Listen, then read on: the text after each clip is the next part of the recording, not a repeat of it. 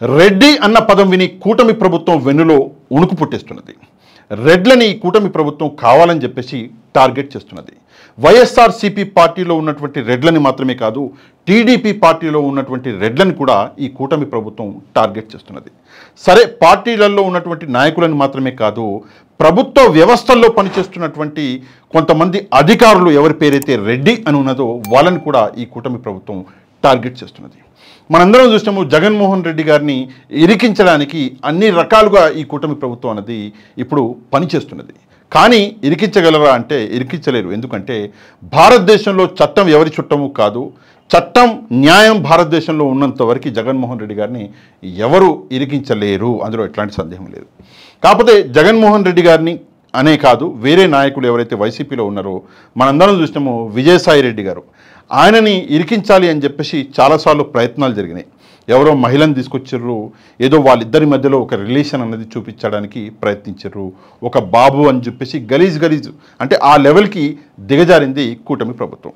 ఇప్పుడు ఆయన సనిల్లో ఆయన అల్లుడైనటువంటి శరత్ చంద్ర రెడ్డి గారిని కూడా ఇరికించడానికి, అంటే రెడ్డి అన్న పేరుంటే చాలు ఇరికించాలి అన్న ప్రయత్నం అనేది జరుగుతున్నది. వైవి సుబ్బారెడ్డి గారిని తిరుపతి లడ్డు అని చెప్పేసి ఇరికించాలి అని చెప్పేసి ప్రయత్నించారు. ఇప్పుడు ఈ కాకినాడ ఏదైతే సెజ్ ఉందో ఆ విషయంలో ఆయన కొడుకు విక్రాంత్ రెడ్డి గారిని ఇరికించడానికి ప్రయత్నాలు జరుగుతున్నాయి. మనందరం చూసినాము, పెద్దిరెడ్డి గారిని అదేదో కాగితాలు గాల్చేసిండు అని చెప్పేసి ఆయన ఇరికించాలని చూశారు. అక్కడ ఏ పని జరగలేదు. ఆయన నిర్దోషి అని చెప్పేసి ప్రజలందరికీ తెలిసింది. ఆయన కొడుకు మిథున్ రెడ్డి గారిని కూడా ఇరికించాలి అని చెప్పేసి ఏకంగా ఆయన మీదైతే డైరెక్ట్గా అటాక్ చేశారు. కానీ అక్కడ కూడా ఎట్లాంటి ఇది జరగలేదు. ఇక్కడ మనం చూసుకుంటే ఇక సజ్జల రామకృష్ణారెడ్డి గారిని కూడా ఇరికించాలి అని చెప్పేసి చాలా ప్రయత్నాలు చేశారు, అది జరగలేదు. ఆయన కొడుకు సజ్జల భార్గవరెడ్డి గారిని కూడా ఇరికించాలి అని చెప్పేసి ఏకంగా ఆయన మీద సబ్జెక్టు కరెక్షన్ 11 కేసుల దాకా పెట్టిరు అని చెప్పేసి చెప్తున్నారు. ఆయన డైరెక్ట్గా సుప్రీంకోర్టుకు వెళ్ళి అక్కడి నుంచి 2 వారాల పాటు తనని ఎవరు అరెస్ట్ చేయకూడదు అని చెప్పేసి ఆర్డర్లు కూడా పట్టుకొచ్చిండు. ప్రస్తుతం ఆ కేసులు ఆంధ్రప్రదేశ్ హైకోర్టులో నడుస్తున్నాయి.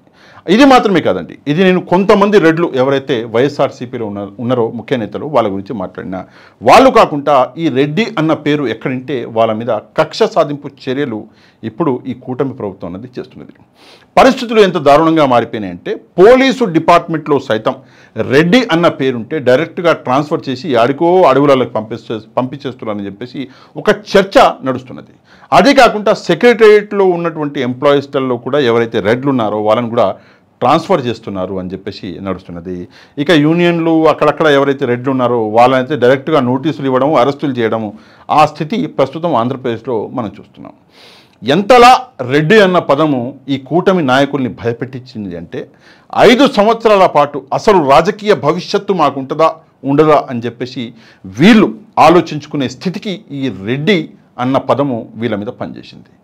పరిస్థితులు మనం చూస్తే గడిచిన 5 సంవత్సరాల్లో రెడ్డి అన్న పేరు వినంగానే వీళ్ళు దడుచుకునేంతగా రెడ్లు భయపెట్టించారు ఈ కూటమి ప్రభుత్వాన్ని. అందుకే ఇప్పుడు అధికారంలోకి వచ్చినాక కక్ష సాధింపు చర్యలు అన్నవి చేస్తున్నది ఈ కూటమి ప్రభుత్వం.